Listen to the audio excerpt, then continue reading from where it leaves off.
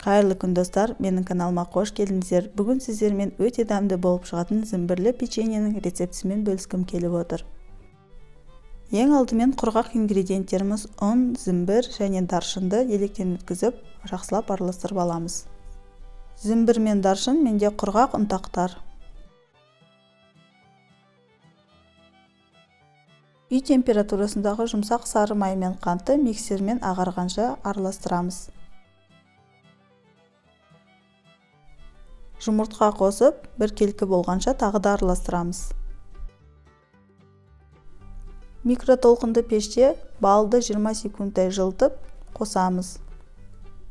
Біркелкі болғанша миксермен араластырамыз. Сода және құрғақ ингредиенттерімізді салып, қолға жабыспайтын жұмсақ қамыр илейміз.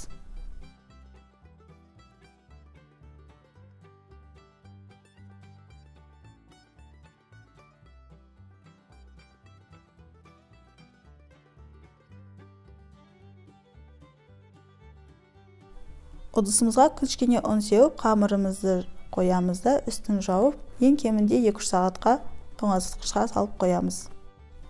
Қамырымыз осылай қатты, кішкене бөлігін алып, пергамент қағазына қалыңдығы 2-3 мм болатындай қылып жаямыз.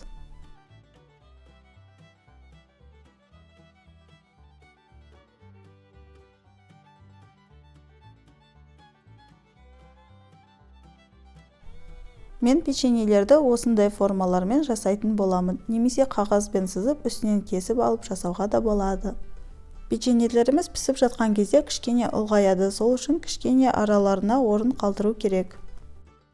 Менің пісіруге арналған қалыбымның көлемі 30-40 см. Менде осындай 2,5 қалыпқа сиятын печенье шықты.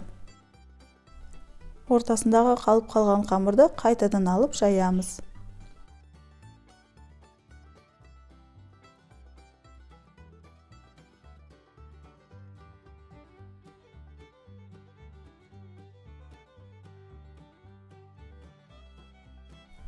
Барлық печеньелерімді жайып алдым. Енді алдын ала 180 градуста қызып тұрған пеште 5-7 минуттай пісіреміз. Печеньелер осындай әдемі және өте дәмді болып пісті.